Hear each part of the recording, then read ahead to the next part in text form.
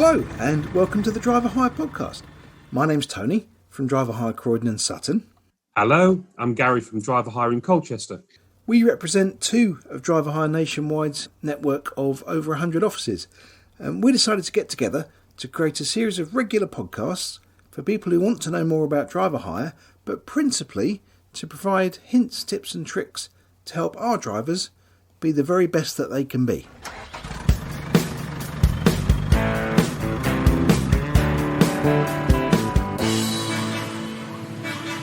Hi Gary, how you doing? Very good, Tony. And what kind of week have you had? Well, I've been having a bit of fun this week, actually. I've been recording videos with my local training company on applying for work, which is kind of relevant to what we're talking about in this episode, which is how to apply for jobs.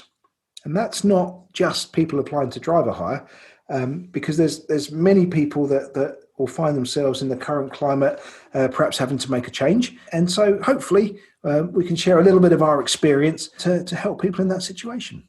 Yep, couldn't be more right, Tony. There's more people applying, looking for jobs who haven't done it for a long time. There's lots of things that's not right on their CVs. And it's little things like that.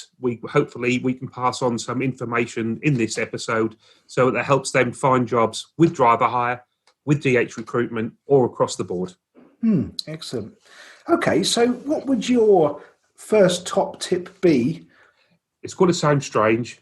Don't be a clicker. Okay. As a person who sits and sees CVs after CVs come through the different web-based firms that advertise, such as the Reeds, the Indeeds and Total Jobs and so on, you'll get the same people just click and apply. They're putting no effort into it. They're not putting the right information in. The CVs aren't always uploaded. They just click and apply. Yeah, I think we see that as well, and it's very obvious whether somebody's put effort into an application or, as you say, just been a clicker. As I suppose probably shouldn't, but does amuse us is the amount of times that we'll get an application, and the job advert will clearly say, for example, Category C, Class 2, HGV, HIAB driver, and then you'll phone that person who's just clicked. And we'll ask them how long they've held their HIAB license, and they'll say, "What's a HIAB license?" Exactly. It is a little bit amusing, and but that comes from those that have just seen the word driver and just gone click and think if they click 1,000 times, then one of those clicks will stick. Yeah. But it's just not the case. No, it's not. I'm going to give you a little story about my daughter. Hopefully, I don't embarrass her too much now. She became a clicker. So she wanted to become involved in marketing, and she saw a job for a marketing executive.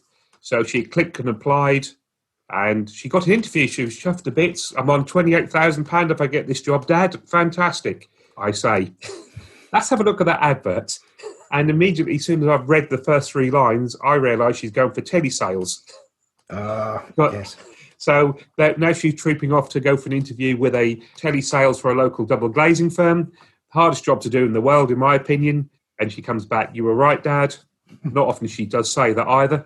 And the 28,000 was on target earnings, so not what she thought she was going to be earning. So it was all an eye opener for her. Then she just said, "You're right. I must read the adverts." And as soon as you read it and understand it, it helps you. Yeah, I think you save wasting everybody else's time, but most importantly, you save wasting your own time. My big bugbear with applications is about generic CVs. Mm-hmm. So a lot of people will write a generic CV. They'll send that CV to everybody. It'll be the same CV for every type of job they apply for. And, we're not precious. We recognise that there might be somebody who driving isn't their first chosen career, and it may be they're looking for help from us on a temporary basis whilst seeking a job in a chosen career. That's absolutely fine. No problem with that. But when we get sent the CV that talks about their chefing skills or their accountancy skills or their bricklaying skills, it's just not relevant for the job they're applying for. So I would much rather see a CV where the things within the job they're applying for are brought out, the skills that they have that are relevant are brought out within that CV. I got some information for someone the other day. 7 seconds on average, we will look at a CV because we're looking to match that skill set to that CV. Have they got HGV Class 1? Yes, they have. Great. Now I've got to read it a bit more. And it's just getting that right at the beginning. Yeah, you're right. I mean, the real attributes in an individual are the things that we as recruiters really want to understand and know and see. But there are in screening a CV some very quick tick boxes, and if you don't have the qualification for the job, it doesn't matter how great you are after that. So yes, yeah, that 7 second read, I'm not sure I even take 7 seconds, Gary. And if somebody's got past the 7 seconds and I'm reading the CV, that will be because they've written a very relevant personal profile. They'll have called out some of the things from the job description that they've got relevant experience about and talked about that within the personal profile. And it will have caught my eye. The one thing that will always cause me a problem in a personal profile is cliches. And my absolute least favorite cliche, and I think I see this probably several times a day, every single day, is I work equally well on my own or as part of a team. And that's been cut and pasted from a standard internet CV. And I kind of think, well, maybe you do, but most people would prefer one or the other. So if you're a great team player, say so. If you're somebody who wants to work on your own, say so.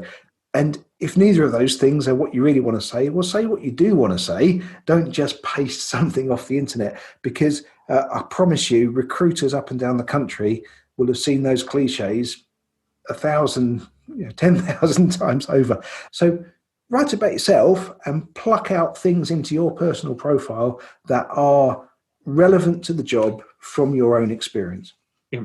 Be honest. If you don't be scared of saying, I have childcare issues, because I've just taken on a young lady in the office part-time to help out, and I can work around her skill set because she got a great skill set that suited our office to her personal circumstances. So don't be scared of being honest with people about it as well. I agree. Yeah. I've got to lead on with that, Tony, on CVs. When they come across, keep them up to date. Last week, I had 2 CVs come across for HGV drivers, both with addresses miles away. One was in Cornwall, and the other was in Middlesex way, off the top of my head. If we weren't in a position where we were desperately looking to keep enough drivers coming through the door, I might not have called them. I called both of them. Both of them lived in Colchester. Just not updated the CVs. So, do you like a pot noodle, Gary? I do. I'm not a big fan of them, but I will. If I'm stuck, I will join in one. I did have a pot noodle the other day. Actually, I hadn't had one for years. I'm not a big pot noodle eater, but I do always think about a pot noodle when I think about writing a CV. And I know I'm talking in riddles, but when I see a CV, often what I'm seeing is a list of ingredients, like I'm reading the back of the pot noodle. So it'll give me a list of things that are in it, which isn't very exciting to read. But on the front of the pot noodle, it's got that big splash. Wow, tasty, great, new flavour, all that kind of exciting stuff. And I just wish that whether you eat a pot noodle or not, the people, when they're writing CVs, would just put some of that kind of wow stuff in there, not just the list of ingredients. And what I mean by that is if I can see what somebody's done at a previous employer, and that might tell me about what they might do working for me or for one of my customers, rather than just a list of things that they did and how they helped the business perform, how they contributed, how they created new ideas, how they offered new systems, ways of working, how they met delivery targets or whatever it happens to be, so that then there's something there which I can feel and see could be used in a future job, rather than just that list of ingredients. I like that story, Tony. Good advice. Cool. Okay.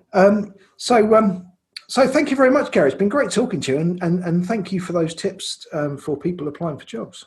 Well, I hope these tips and hints will help people get back to work, not just with us, but for other firms. The economy needs it, and these people need jobs. Yeah, absolutely. So thank you. And if you liked it, please do rate, review, and subscribe. You can now find us on Apple Podcasts, Acast, and Spotify. And I think there'll be some more coming soon. Lovely. Thank you very much, Tony. Speak soon.